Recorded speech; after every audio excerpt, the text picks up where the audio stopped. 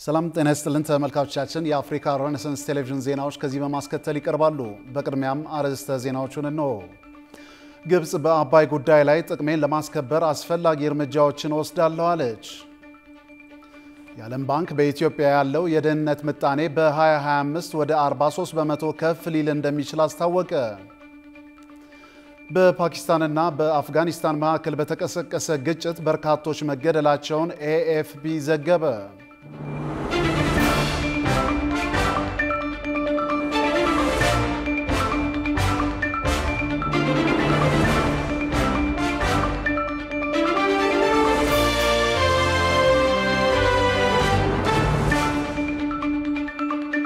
ተመልካቾቻችን በእያላችሁበት የዓለም ጥግ ሰላምታችን ይድረስ። ይህ የአፍሪካ ሬኔሳንስ ቴሌቪዥን የዜና ሰዓት ነው። የተመራረጡ ዜናዎቻችንን ወደ እናንተ እናደርሳለን። አብራችሁ እንድትሆኑ የምጋብዛችሁን የአምላክ ኃይለ ዓለማየሁ ነኝ። አብራችሁን ቆዩ። ግብጽ በአባይ ጉዳይ ላይ ጥቅሜን ለማስከበር አስፈላጊ እርምጃዎችን ወስዳለሁ አለች። ግብጽ ከሰሞኑ ባካሄደችው 8ኛው የውሃ ሳምንት ላይ ፕሬዝዳንት አልሲሲ በቪዲዮ ባስተላለፉት መልእክት ኢትዮጵያ እየተከተለችው ካለው አካሄድ አኳያ ግብጽ ዝምታን አትመርጥም ሲሉ ተደምጠዋል።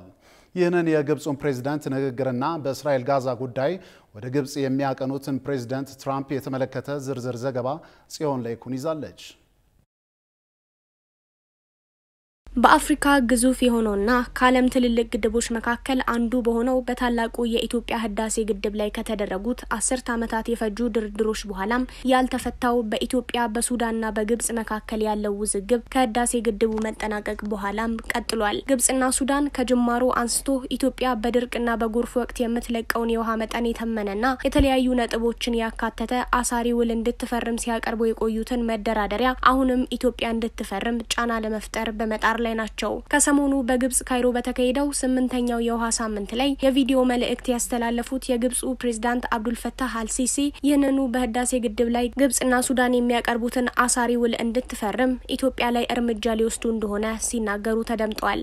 የግብጹ ፕሬዝዳንት ድርቅና የውሃ መጥለቅለቅ በሚኖርበት ወቅት የውሃ አለቃቀቅን ለመቆጣጠር የሚያስችል አሳሪ የሆነ ስምምነት እንዲኖር የጠየቁ ሲሆን ስምምነቱም በላይኛው የተፋሰስ ሀገራት የእድገት ፍላጎትና የታችኛውን ተፋሰስ ሀገራት ከጉዳት ለመከላከል በሚኖር ሚዛን መካከል ብቸኛው አማራጭ ነው ብለዋል። ፕሬዝዳንቱ ሀገራቸው ላቀረበችው ስምምነት እንደ ማጣቀሻ የተጠቀሙት ከሳምንታት በፊት በሱዳን ተከስቷል የተባለውን ጎርፍ ሲሆን ይህ ጎርፍ በግድቡ የስራ ሂደት ላይ ህጋዊ አሳሪ ስምምነት እንዲደርስ ያቀረብነውን ጥያቄ ትክክል መሆኑን የሚያሳይ ማስረጃ ነው ሲሉም ነው የተደመጡት። ይሁንና የኢትዮጵያ መንግስት በጎርፍ ወቅት ግብጽ ኢትዮጵያ ላይ ያቀረበችው ክስ ዓለም አቀፉ ማህበረሰብ ለማሳሳት እንዲሁም ሐሰተኛ የተጎጂነት ትርክት ለመፍጠር ያለመ እንደሆነና የግብጽ የመስኖ ሚኒስትር ካወጣው መግለጫ በተቃራኒ ግድቡ ባለፉት ወራት በኢትዮጵያ ደጋማ ቦታዎች በታየው ከፍተኛ የዝናብ መጠን ምክንያት በሱዳንና በግብጽ በሰይወትና በመሰረተ ልማት ላይ ሊደርስ የሚችለውን ታሪካዊ ውድመት ታድጓል ሲል ምላሽ ሰጥቶ እንደነበር ይታወሳል። ይሁንና በ8ኛው የውሃ ሳምንት ላይ ከግብጽ ፕሬዝዳንት በኩል የተላለፈው መልእክት ከዚህ የተቃረነና ግድቡን ለጎርፉ ምክንያት ያደረገ ነው። ፕሬዝዳንቱ ኢትዮጵያ ታላቁ የህዳሴ ግድብን በማስተዳደር ላይ እየተከተለችው ባለው ኃላፊነት የጎደለው አካሄድ ላይ ሀገራቸው እጇን አጣጥፋ እንደማትቀመጥ ገልጸው ጥቅሟን ለማስከበር አስፈላጊ ያሏቸውን እርምጃዎችን እንደምትወስድ በድጋሚ ሲናገሩ ተደምጠዋል። አልሲሲ ሀገራቸው ዲፕሎማሲያዊና ዓለም አቀፍ ተቋማት ላይ በይበልጥ በተባበሩት መንግስታት ድርጅት ላይ መተማመኗ እንደ ድክመት መቆጠር የለበትም ሲሉም ነው የተደመጡት። ከዚሁ ዜና ጋር በተያያዘ የህዳሴ ግድቡ ጉዳይ በተለያዩ መድረኮች ላይ በተደጋጋሚ በማንሳትና አወዛጋቢ ሀሳቦችን በማንጸባረቅ የሚታወቁት የአሜሪካው ፕሬዝዳንት ዶናልድ ትራምፕ የጋዛን ጦርነት በዘለቂታዊነት ለማስቆም ግብጽና አሜሪካ በጋራ ባዘጋጁት ጉባኤ ላይ ለመሳተፍ ካይሮ ገብተዋል። አልሲሲ በኢትዮጵያ ላይ የሰነዘሩት ሰሞነኛው ዛቻ ዘል ንግግራቸውና የግድቡ ጉዳይ አጀንዳቸው የሆነው ትራምፕ በግድቡ ዙሪያ ሊያደርጉት የሚችሉት ውይይት ይኑር አይኑር እስካሁን የታወቀ ነገር የለም። የዓለም ባንክ በኢትዮጵያ ያለው የደህንነት ምጣኔ በ2025 ወደ 43% ከፍ ሊል እንደሚችል አስታወቀ። ባንኩ 37% የሚሆነው ኢትዮጵያዊ ዜጋ በቀን ከ$3 በታች ገቢ ያለው እንደሆነም በሪፖርቱ ይፋ አድርጓል። ብዙነህ እንዳለ በጉዳዩ ላይ ዝርዝር አለው። የዓለም ባንክ ድህነትንና የሀብት ፍትሃዊነትን በተመለከተ ከሰሞኑ ባወጣው መረጃ በኢትዮጵያ በተያዘው እንደ አውሮፓውያን አቆጣጠር በ2025 የድህነት ምጣኔው ወደ 43% ከፍ ሊል እንደሚችል አስታውቋል። የዓለም ባንክ የድህነት ምጣኔና የሀብት ፍትሃዊነት ሰነድ ኢትዮጵያ ባለፉት 2 አስርት ዓመታት ድህነትን ለመቀነስ መሰረታዊ ስኬቶችን ብታሳይም የውጭና የውስጥ መሰናክሎች የዜጎች ኑሮ ሁኔታ ላይ ከፍተኛ ተጽዕኖ ማሳደራቸውን አስታውቋል። የኮቪድ-19 ወረርሽኝ፣ የሰሜን ኢትዮጵያ ጦርነትና ከፍተኛ ድርቅ የሀገራዊ ጥቅል ምርት እድገቱን እንዳቀዛቀዘውና የዋጋ ንረቱንም እንዳባባሰው አክሎ ገልጿል። የሀገሪቱ የድህነት ምጣኔ እንደ አውሮፓውያን አቆጣጠር በ2016 ከነበረበት 33% በ2021 ወደ 39% ከፍ ማለቱን የገለጸው የዓለም ባንክ ይህ መለኪያ በቀን ከ$3 በታች የሚያገኙ ዜጎችንም ግምት ውስጥ በማስገባት ነው ተብሏል። ከኢትዮጵያውያን መካከል 37% የሚሆነው ዜጋ ከ$3 በታች ገቢ ያለው፣ 38% ቢያንስ አንድ ለትምህርት የደረሰ ህፃን ትምህርት ቤት ያልገባ የቤተሰብ አባል ያላቸውና 26% የመጀመሪያ ደረጃ ትምህርት ያልጨረሱ ጎልማሶች እንደሚሆኑ ተገልጿል። በተመሳሳይ ስታንዳርዱን የጠበቀ የመጠጥ ውሃ የሌላቸው 41% እና ስታንዳርዱን የጠበቀ የፍሳሽ አገልግሎት የሌላቸው 95% መሆናቸውም ያክላል። የዋጋ ንረትን የከተማ ነዋሪውን በትልቁ በትር እያሳረፈበት መሆኑን ያስታወቀው የዓለም ባንክ የገጠሩ ማህበረሰብ ከገበያው ጋር ባለው እምብዛም ያልተጠናከረ ግንኙነት የዋጋ ንረቱ እንደ ከተማው እንዳልበረታበት ያስረዳል። መሰረታዊ በሆነው መንገድ የኑሮ ደረጃ በገጠሩ ማህበረሰብ ማሽቆልቆሉን ገልጾ 3/4 የሚሆነው በገጠር የሚኖረው የሀገሪቱ ህዝብ በድህነት ውስጥ እንደሚኖርም ያስረዳል። በገጠሩ የኢትዮጵያ ክፍል የሰው ሀብት ልማትን ዝቅተኛ መሆኑን አሳሳቢ እንደሆነ ገልጾ እንደ አውሮፓውያን አቆጣጠር 2021 86% የሚሆነው የገጠሩ ጎልማሳ የመጀመሪያ ደረጃ ትምህርት ያላጠናቀቀ ነው ተብሏል። በአማካይ ግማሽ ከሚሆነው የገጠሩ ቤተሰብ በእያንዳንዱ ቤተሰብ ውስጥ ቢያንስ አንድ የቀነጨረ ልጅ እንዳላቸው የዓለም ባንክ መረጃ ያስረዳል። ሩብ የሚሆነው ቤተሰቦች ደግሞ የከፋ መቀንጨር ያጋጠመበት ልጅ እንዳላቸው አስታውቋል። በገቢ መጠንም መለያየት ምክንያት የመንግስት አገልግሎቶችን ለማግኘት የጎላ ልዩነት መኖሩን ሲያብራራ ለአብነትም የፍሳሽና ኤሌክትሪክ አገልግሎት የተሻለ ገቢ ያላቸው 20% ኢትዮጵያውያን ዝቅተኛ ገቢ ካላቸው 20% ኢትዮጵያውያን የተሻለ አቅርቦት እንዳላቸው ያስረዳል። የሀገሪቱ ሀብት ባለቤትነትና ክፍፍል የድህነት መጠኑን በስፋት እንደሚያሳይ የገለጸው የዓለም ባንክ 1% የሚሆነው የድሃው የኢትዮጵያ ህዝብ ክፍል ብቻ መኪና፣ ማቀዝቀዣ፣ ኮምፒውተርና ብስክሌት እንዳለው ገልጿል። ከአጠቃላይ ህዝብ መካከል የድህነት ምጣኔው 15% በከተሜው ሲሆን 45% ደግሞ የገጠሩ ማህበረሰብ ላይ እንደሆነ ያስረዳል። በሌላ በኩል ወንዶች 39%፣ ሴቶች ደግሞ 38% ነው ተብሏል። ከ0 ዓመት እስከ 14 በመቶ ዕድሜ ውስጥ የሚገኙት ያሉ 45%፣ ከ15 ዓመት እስከ 64 በመቶ ደግሞ 34 በመቶ እንዲሁም ከ65 ዓመት በላይ ያሉት ደግሞ 27 በመቶ በድህነት ውስጥ እንደሚኖሩ ያስረዳል።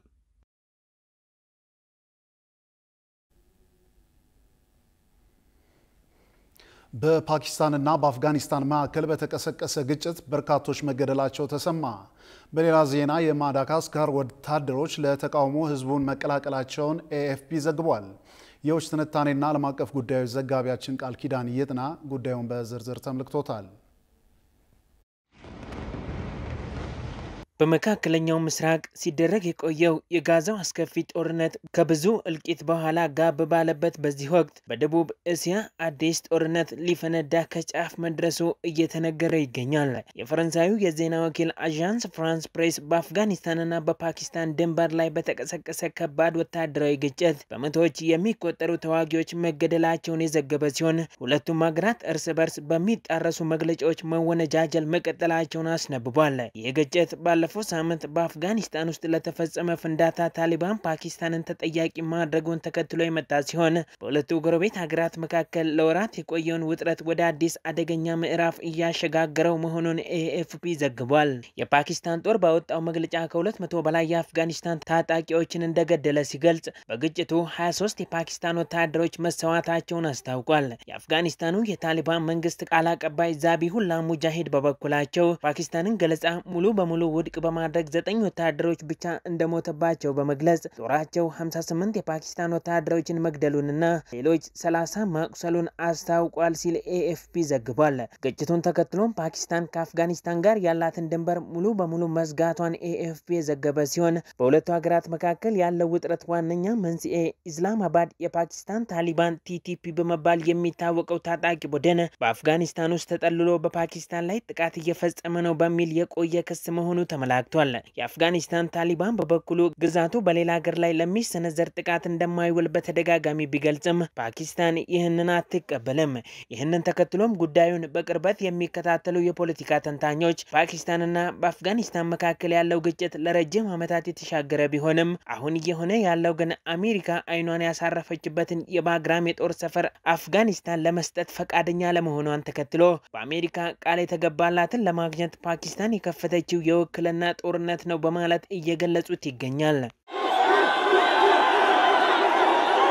በሌላ ዜና የማዳጋስካር ወታደሮች ለተቃውሞ ህዝቡ መቀላቀላቸውን ኤኤፍፒ ዘግቧል። በማዳጋስካር ዋና ከተማ አንታናናሪቮ ወታደሮቹ በሺዎች የሚቆጠሩ ተቃዋሚዎችን መቀላቀላቸው የተሰማ ሲሆን እንደ አዣንስ ፍራንስ ፕሬስ ዘገባም ወታደሮቹ ከሰልፈኞቹ ጎን እንደሚቆሙ ያስታወቁት በሰላማዊ ሰልፈኞች ላይ እንዲተኩሱ የተላለፈላቸውን ትዕዛዝ እንደማይቀበሉ ካስታወቁ በኋላ ነው። በወታደሩና በህዝቡ መካከል የተፈጠረው ይህ ያልተጠበቀ ጥምረት የማዳጋስካር ተቃዋሚዎችን ፕሬዝዳንት አንድሬ ራጆሊና በ48 ሰዓታት ውስጥ ከስልጣን እንዲወርዱ ማስጠንቀቃቸውን ኤኤፍፒ ዘግቧል። ህግ አውጪዎች የአገሪቱ ፕሬዝዳንት አንድሬ ራጆሊና ከስልጣን እንዲወገዱ በ48 ሰዓታት ውስጥ ድምጽ ካልሰጡ ብሔራዊ ምክር ቤቱ እንዲፈርስ ግፊት እንደሚያደርጉ ሰልፈኞች የዛቱ ሲሆን እንደ ኤኤፍፒ ዘገባ ዋና ዓላማቸው ፕሬዝዳንቱ ስልጣናቸውን እንዲለቁ ማስገደድና ዋና ማሻሻያዎችን ማስፈጸም እንደሆነ በተገለጸው ግባቸው ግፊቱን ለማጠናከር በማለም ሁሉም የመንግስት መስሪያ ቤቶችና ትምህርት ቤቶች እንዲዘጉ ጥሪ ያቀረቡ መሆኑም ተመላክቷል።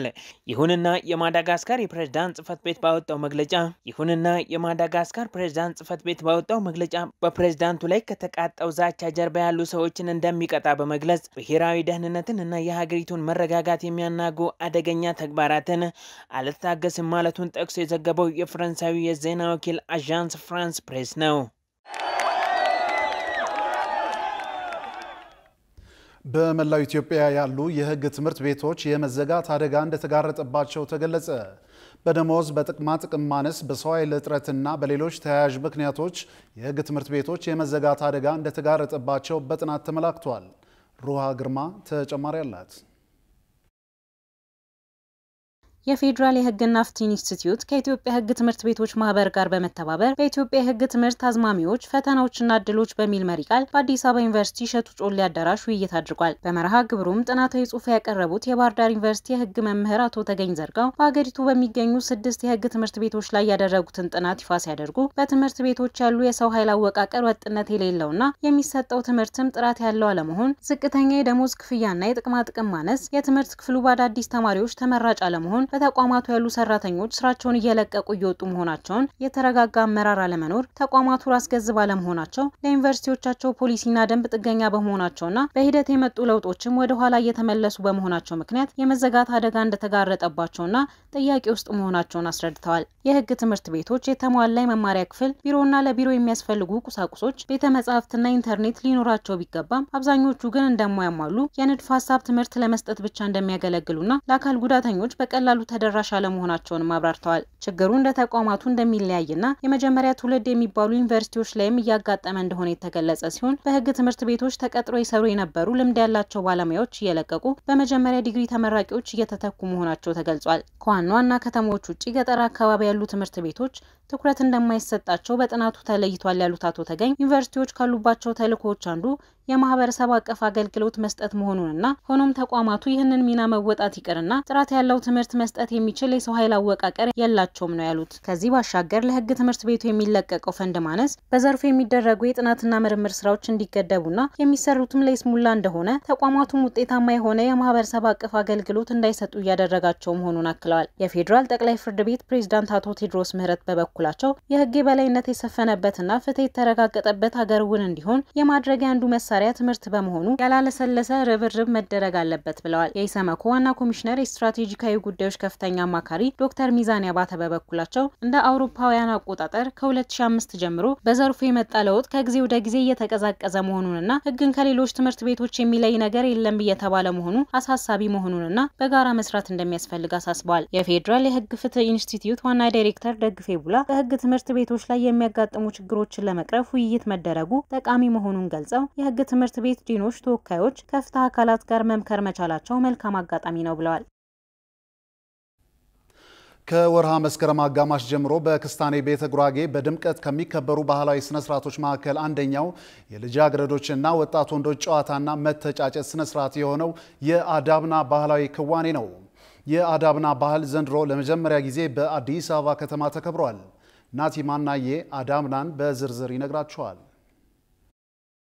ኢትዮጵያችን መልከ ብዙ ነች። ባህልና ወጓም እንደ ቀለሟ ህብራዊና ሰፊ ነው። ከወርሃ መስከረም እስከ ወርሃ ጥቅምት የኢትዮጵያ ምድር አበባ ይለብሳል። ክረምቱ አልፎ መስከረም ሲመጣ እንደ አበባው ብዛት በርከት ያሉ ውብ ባህላዊና ሃይማኖታዊ ስነ ስርዓቶች በየአካባቢው ይደምቃሉ። በተለይ በመስቀል ሰሞናት ወደ ጉራጌ አካባቢ ያለው ድባብ እጅግ የተለየ ነው። እኛም ያለፉትን ሳምንታት ወደ ጉራጌ ቀዬ ነበርን። ቡይ ኬላ የመገኘታችን ምክንያት ደግሞ አዳብና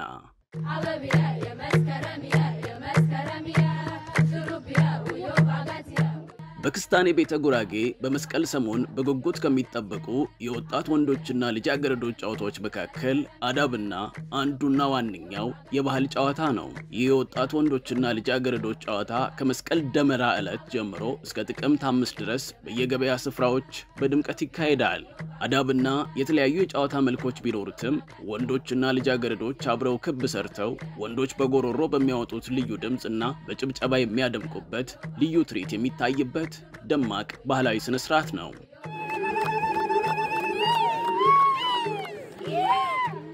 በሌላ በኩል ልጃገረዶች በከበሮና በጭብጨባ የተወሰኑት ወንዶችና ልጃገረዶች ደግሞ በክቡ መሃል በመግባት በመጨፈር የሚያሳዩ ትርኢት አንዱና ዋነኛው ነው። የአዳብና ባህላዊ ስነ ስርዓት ድምቀቶች የሞይንቶች የክዋኔ ጥበብ ነው። ሞይንቶች ለአዳብና ጭፈራ ከሚወጣው የክዋኔ ታዳሚ ለየት ያለ ቋንቋ፣ ዜማና ዳንኪራ ያላቸው የጉራጌ አካባቢ ማህበረሰብ ክፍሎች ናቸው። ሞይንቶች አናታቸው ባዲ አበባ የተሽቆጠቆጡ ልምጭ ይዘው መሪያቸውን እየተከተሉ እያዜሙ ይጨፍራሉ። ዳንኪራቸው፣ ዜማቸው፣ የሚናገሩት ያልተለመደ ቋንቋቸው ሰፊ ጥናት ቢደረግበት ብዙ ጥበባዊ ውጤቶችን ማግኘት እንደሚቻልም የአካባቢው የባህል ተመራማሪዎች ይናገራሉ።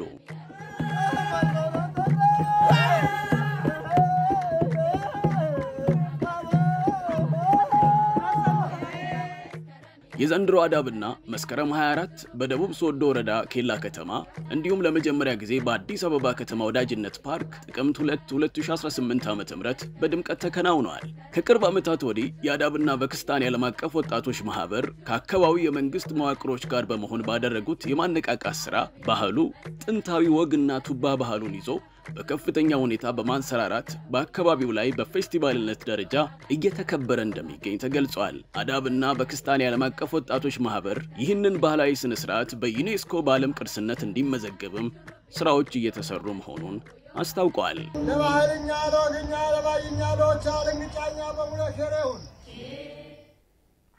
ክብራትና ክብራን ተመልካቾቻችን አሁንም የአፍሪካ ሬኔሳንስ ቴሌቪዥን ዜናዎች እንደቀጠሉ ናቸው። ወደ ቀጣዮቹ ጉዳዮቻችን ከመሻገራችን በፊት ይፋዊ የማህበራዊ ገጾቻችንን ልናስታውሳችሁ ወደድን።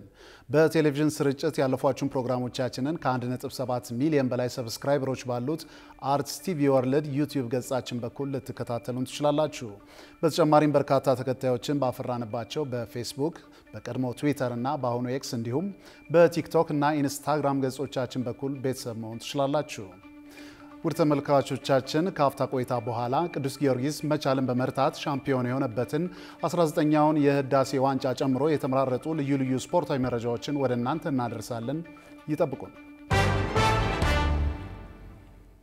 እናት ባንክ የሁሉንም እናቶች ይወክላል ያለውን እማዬ ቅርንጫፍ ወደ ስራ አስገባ። ባንኩ የመጀመሪያውን ትራንስፎርሜሽናል ባንክ እውቅና ማግኘቱንም አስታውቋል።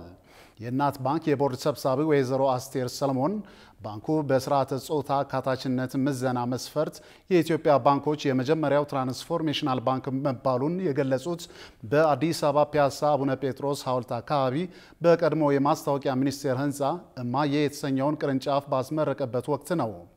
ከእናት ባንክ መስራቾች አንዷ የሆኑት ክብርት ወይዘሮ መዓዛ አሸናፊ በበኩላቸው እናት ባንክ የሴቶች አካታችነትን በማስፋት ሴቶች በሀገራቸው ኢኮኖሚ ተጠቃሚ እንዲሆኑ ትልቅ እድል በመፍጠር በአፍሪካ ጭምር መገለጫ እንደሆነ አንስተው በአህጉሪቱ ላሉ ሴቶች መነሳሳት ምክንያት ሆኗል ብለዋል።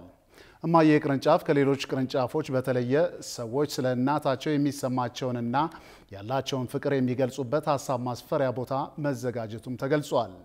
በቀጣይ እናት ባንክ በመላ ሀገሪቱ የቅርንጫፍ የዲጂታል ባንኪንግ አገልግሎት ተደራሽነቱን በማስፋት አዳዲስ አካታች የባንክ አሰራሮችን በመተግበር በአካታች የባንክ አሰራር የተገኙ ውጤቶችን ይበልጥ አጠናክሮ እንደሚቀጥል ተናግረዋል። ዘመን ባንክ በ2017 ዓ.ም የበጀት ዓመት 14.4 ቢሊዮን ብር ገቢ በማግኘት በባንኩ ታሪክ ከፍተኛ የተባለውን እድገት ማስመዝገቡን አስታወቀ። ዘመን ባንክ የባለ አክሲዮኖች 17ኛ ዓመታዊ መደበኛ ጠቅላላ ጉባኤውን ያካሄደ ሲሆን በ2017 ዓ.ም ወይም በ2024-2025 የበጀት ዓመት እስከ ዛሬ ባንኩ ካስመዘገበው የላቀ የተባለውን እድገት ማስመዝገቡን አስታውቋል። ባንኩ በበጀት ዓመቱ ገቢውን 14.4 ቢሊዮን ብር ያደረሰ ሲሆን 8.9 ቢሊዮን ብር ትርፍ እንዲሁም 5.87 ቢሊዮን ብር የተጣራ ትርፍ አድርሶ ሁሉም የገንዘብ መጠኖች በ2016 ዓ.ም የበጀት ዓመት ከነበረው በላቀ ሁኔታ መጨመሩን አንስቷል። እንዲሁም ባገኘው ስኬት ምክንያት የአንድ አክሲዮን ትርፍ በፊት ከነበረው በእጥፍ ጨምሮ ወደ 68.3 በመቶ ከፍ ማለቱንም የባንኩ የዳይሬክተሮች ቦርድ ሰብሳቢ ወይዘሮ እንዬ ቢምር ገልጸዋል።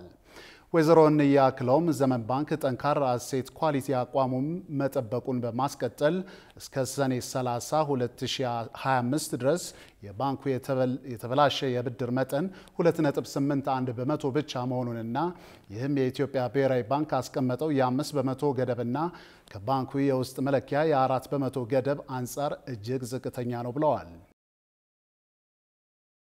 ቴክኖ ኢትዮጵያ የአዲሱን ስልክ ሞዴል ካሞን 40 የፎቶ ኤግዚቢሽን አካሄደ። ከቦርድ ሴልፎን አዲስ አበባ ጋር በመተባበር በሐረር፣ ድሬዳዋ፣ ጉንዱዶ ተራራና አዲስ አበባ የተነሱ 250 ፎቶዎችን ለእይታ በኤግዚቢሽን መልክ ያቀረበ ሲሆን ሰዎች የስልኩን የካሜራ ጥራት እንዲሁም የሀገራቸውን የተለያዩ ስፍራዎች በአንድ ቦታ እንዲመለከቱ እድል ፈጥሯል ሲል የቴክኖ ሞባይል ሕዝብ ግንኙነትና ኢቨንት ማናጀር ሄኖክ ሰለሞን ገልጸዋል። ቴክኖ ኢትዮጵያ ይህንን የፎቶ ኤግዚቢሽን ሲያካሂድ ለሁለተኛ ጊዜ ሲሆን በካሞን 30 የስልክ ሞዴሉ እንዲሁም በተለያዩ የሀገራችን ክፍሎች የተነሱ ፎቶዎችን እንዲሁ ለእይታ አብቅቶ ነበር። አሁን ደግሞ በካሜራና በሌሎች ቴክኖሎጂዎች ከፍ ብሎ 50 ሜጋ ፒክስል የሶኒ ካሜራ፣ 8 ሜጋ ፒክስል አልትራ ዋይድ አንግል ካሜራ እንዲሁም የቴክኖ ኤአይ ቴክኖሎጂዎችን እንዲሁም ማራኪ ዲዛይንን ይዞ በመጣው የቴክኖ ካሞን 40 ስልኩ የሀገራችን ባህል፣ ቀለም፣ መልክዓ ምድር የሚያሳዩ ከፍ ባለ ደረጃ የተነሱ ፎቶዎችን ለሁለተኛ ጊዜ ለእይታ አቅርቧል። 9ኛው ዙር የ5 ኪሎ ሜትር ሲቢኢ ሩጫ ውድድር በእንጦጦ ፓርክ ተካሄደ። ውድድሩ የተሳታፊዎችን ቁጥር ጤናማ የአኗኗር ባህል ለማዳበርና የእርስ በርስ ውቅና መስተጋብራቸውን ለማጠናከር በየወሩ የአውሮፓውያን ወር በገባ የመጀመሪያ ቅዳሜ ቀን ሲደረግ መቆየቱ ተመላክቷል። ቃል ኪዳን ይጥና ተጨማሪ አለው።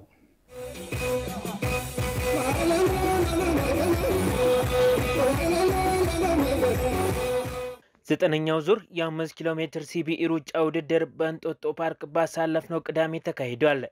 የኢትዮጵያ ንግድ ባንክ ከታላቁ ሩጫ በኢትዮጵያ ጋር በመተባበር በእንጦጦ ፓርክ የሚያደርገው ወርሃዊ የሩጫ ውድድር 9ኛው ዙር የተካሄደው ቁጥራቸው ከ550 እስከ 600 የሚደርሱ የባንኩ ሰራተኞችና ስራ አመራሮች እንደዚሁም የተለያዩ የህብረተሰብ ክፍሎች ተሳታፊ በሆኑበት ነው። ውድድሩ የተሳታፊዎችን ጤናማ የአኗኗር ባህል ለማዳበርና የእርስ በርስ ትውውቅና መስተጋብራቸውን ለማጠናከር በየወሩ የአውሮፓውያን ወር በገባ የመጀመሪያው ቅዳሜ ቀን ሲደረግ መቆየቱን የታላቁ ሩጫ በኢትዮጵያ የማርኬቲንግ ዳይሬክተር ህሊና ንጉሴ ለአፍሪካ ሬኔሳንስ ቴሌቪዥን ተናግረዋል። በየወሩ ከተለያዩ ዲስትሪክቶች እየመጡ በስራ ኢንቫይሮንመንት ላይ ፎርማል በሆነ ኢንቫይሮንመንት ላይ የሚገናኙ ስታፎች እዚህ ቀለል ባለ ስፖርታዊ በሆነ ቦታ ላይ ተገናኝተው ግንኙነታቸውን እንዲያዳብሩ የበለጠ አንዱም ጥቅሙ የነበረው ውድድሩ ይሄ ነው። 5 ኪሎ ሜትር በሸፈነው 9ኛውና ያለፈው የ2017 ዓ.ም የማጠቃለያ የሩጫ ውድድር በሁለቱም ጾታዎች አሸናፊ ለሆኑ ተወዳዳሪዎች የማበረታቻ ሽልማት የተበረከተ ሲሆን በውድድሩ ከ9ኙ ዙር 3ቱን በአንደኝነት በማጠናቀቅ የአሸናፊዎች አሸናፊ የሆነው ዮሐንስ አየልኝ የንስር ተሸላሚ ለመሆን የበቃ ሲሆን አፍሪካ ሬኔሳንስ ቴሌቪዥንም በማሸነፉ የተሰማውን ስሜት እንዲያጋራ አነጋግሮት ተከታዩን ምላሽ ሰጥቷል። 9 ውድድሮች ነበሩ። 9ኙም ውድድሮች ላይ ተካፍያለሁ። ከ9 ውድድሮች ደግሞ ሶስት ውድድሮችን በአንደኛነት በማጠናቀቅ የኤግል ትሮፊ ተሸላሚ ለመሆን ችያለሁ። ለዛ በጣም ደስተኛ ነኝ። ይሄ ነው ማለት የምችለው። የኢትዮጵያ ንግድ ባንክ በስፖርቱ ዘርፍ የሚያደርገውን ድጋፍ በማጠናከር ማህበራዊ ኃላፊነቱን ለመወጣት ባደረገው ድጋፍና ታይትል ስፖንሰርነት በእንጦጦ ፓርክ የሚደረገው ወርሃዊ የሩጫ ውድድር ተተኪ ስፖርተኞችንና ምርታማ ዜጋን ለማፍራት እንደሚያስችል ጣቢያችን አፍሪካን ሬኔሳንስ ቴሌቪዥን በውድድሩ አስተባባሪዎች በኩል የደረሰው መረጃ ያሳያል። ክቡራን ተመልካቾቻችን አሁን ደግሞ የኢትዮጵያ ብሔራዊ ቡድን በቡርኪና ፋሶ ተሸንፎ የዓለም ዋንጫ ጉዞውን የቋጨበትን ጨዋታ ጨምሮ ልዩ ልዩ ስፖርታዊ መረጃዎችን ወደ እናንተ የምናደርስበት ሰዓት ላይ ደርሰናል። ስፖርታዊ መረጃዎቹ በባልደረባችን ዮናስ ግርማ ወደ እናንተ ይደርሳሉ። ከመረጃዎቹ ጋር መልካም ቆይታ። የአክብሮት ሰላምታችን በያላችሁበት ይድረሳችሁ። ከአፍሪካ ሬኔሳንስ ቴሌቪዥን የሰዓቱን ስፖርታዊ መረጃዎች ይዘን መተናል። መረጃዎቻችንን ከሀገር ውስጥ እናስቀድማለን። ቅዱስ ጊዮርጊስ የአዲስ አበባ ከተማ ህዳሴ ዋንጫ አሸናፊ ሆነ። የ19ኛው የአዲስ አበባ ከተማ ህዳሴ ዋንጫ በቅዱስ ጊዮርጊስ አሸናፊነት ተጠናቋል። ቅዱስ ጊዮርጊስና መቻልን ያገናኘው የፍጻሜ ጨዋታ በቅዱስ ጊዮርጊስ አሸናፊነት 2-1 መጠናቀቅ ችሏል። በበርካታ ደጋፊዎች ታጅበው በአዲስ አበባ ስቴዲየም በተደረገው ጨዋታ ለቅዱስ ጊዮርጊስ አሸናፊ ጌታቸውና አዲስ ዋቱ ላይ ማሸነፊያ ግቦችን ከመረብ አሳርፈዋል። የመቻልን ብቸኛ ግብ የቅዱስ ጊዮርጊሱ ተከላካይ ሄኖክ ዮሐንስ በራሱ ላይ አስቆጥሯል። በጨዋታው በመቻል በኩል ግሩም ሀጎስ በሁለት ቢጫ፣ ተማም ሀቢብ በቀጥታ ቀይ ካርድ ከሜዳ ወጥተዋል። የጨዋታውን የማሸነፊያ ግብ ያስቆጠረው አዲስ ዋቱ ላይ የጨዋታው ኮከብ ተብሎ ተመርጧል። በግማሽ ፍጻሜው የከተማ ተቀናቃኞቹን ኢትዮጵያ ቡናን 3-2 በማሸነፍ ለፍጻሜ ያለፈው ቅዱስ ጊዮርጊስ 19ኛው የአዲስ አበባ ከተማ ህዳሴ ዋንጫ አሸናፊ መሆን ሲችል መቻልና ኢትዮጵያ ቡና ሁለተኛና ሶስተኛ ደረጃ ይዘው አጠናቀዋል። በትላንትናው መርሃ ግብር የባህልና የስፖርት ሚኒስቴር የስፖርት ዘርፍ ሚኒስትር ዴኤታ አቶ መኪዩ መሐመድ፣ የኢትዮጵያ እግር ኳስ ፌዴሬሽን ፕሬዝዳንት አቶ ኢሳያስ ጂራ፣ የአዲስ አበባ ወጣቶችና የስፖርት ቢሮ ኃላፊን ጨምሮ ሌሎች ኃላፊዎች በክብር እንግድነት ተገኝተው ለአሸናፊዎች ሽልማት አበርክተዋል። ቡርኪና ፋሶ ኢትዮጵያን አሸነፈች። በዓለም ዋንጫ ማጣሪያ ጨዋታ በሜዳዋ ኢትዮጵያን ያስተናገደችው ቡርኪና ፋሶ 3-1 አሸንፋለች። ከ3 ሚሊዮን በላይ ተከታዮች ያሉትና የዓለም ክለቦችንና የተጫዋቾችን ዋጋ በመተመን የሚታወቀው ዓለም አቀፉ ተቋም ትራንስፈር ማርኬት የኢትዮጵያ ብሔራዊ ቡድን አጠቃላይ የስኳድ ዋጋ 1 ሚሊዮን ዩሮ ብቻ ያወጣል ብሎ ባወጣው ዘገባ ማግስት በተደረገው ጨዋታ ለኢትዮጵያ ብሔራዊ ቡድን የአዳማ ከተማው የፊት መስመር ተጫዋች ቢኒያም አይተን ግብ ማስቆጠር ቢችልም ከ135 ሚሊዮን በላይ ኢትዮጵያውያንን የወከለው የኢትዮጵያ ብሔራዊ ቡድኑ የመጨረሻ የማጣሪያ ጨዋታውን በሽንፈት ለመጨረስ ተገደዋል። ተቀይሮ የገባው ላይንደሪ ካቦሬ ሶስቱንም የቡርኪና ፋሶ ግቦች በስሙ በማስመዝገብ ሃትሪክ ሰርቷል። ከዓለም ዋንጫ ማጣሪያው ቀድሞ የተሰናበተው የኢትዮጵያ ብሔራዊ ቡድን በዓለም ዋንጫ ማጣሪያ ጨዋታው ካደረጋቸው 10 ጨዋታዎች 9 ነጥብ በመያዝ 5ኛ ደረጃን ይዞ ማጠናቀቅ ችለዋል። ጋና ለ2026 የዓለም ዋንጫ ማለፏን አረጋገጠች።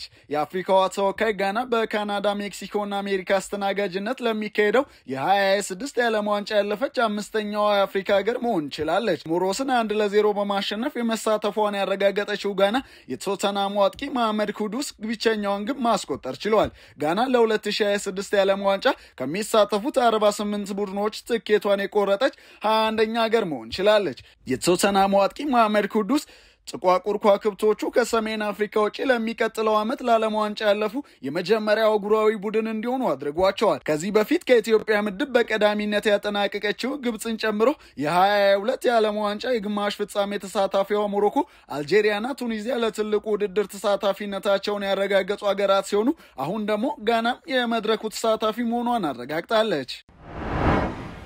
ባርሴሎና ለማርከስ ራሽፎርድ ቋሚ ዝውውር ሊያቀርብ መሆኑ ተነግሯል። በክረምቱ የተጫዋቾች የዝውውር መስኮት ማንቸስተር ዩናይትድን በመልቀቅ ብሉግራናዎቹን የተቀላቀለው ማርከስ ራሽፎርድ በባርሴሎና ቤት እያሳየ በሚገኘው አቋም ደስተኛ የሆኑት የክለቡ አመራሮች የውሰት ውሉን ወደ ቋሚ ዝውውር ሊቀይሩለት ነው ተብሏል። እንግሊዛዊ ኢንተርናሽናል ከክለቡ ጋር ባሳለፈው የመጀመሪያ ሳምንታት መርሃ ግብሮች ለካታሎኑ ክለብ ጥሩ አጀማመር ያደረገ ሲሆን የላሊጋው ታላቅ ክለብ በውድድር ዓመቱ የመጨረሻ ተጫዋቹን በቋሚነት ለማስፈረም እንደሚሰሩም ጎል goal.com አስነብበዋል።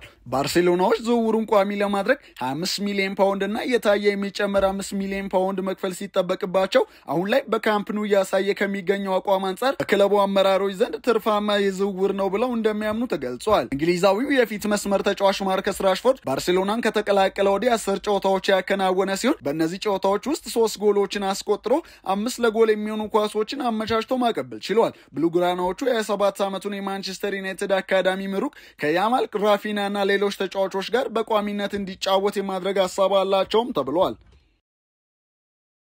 ውድ ተመልካቾቻችን የአፍሪካ ሬኔሳንስ ቴሌቪዥን የሰዓቱ ዜናዎች የተከታተላችሁትን ይመስሉ ነበር።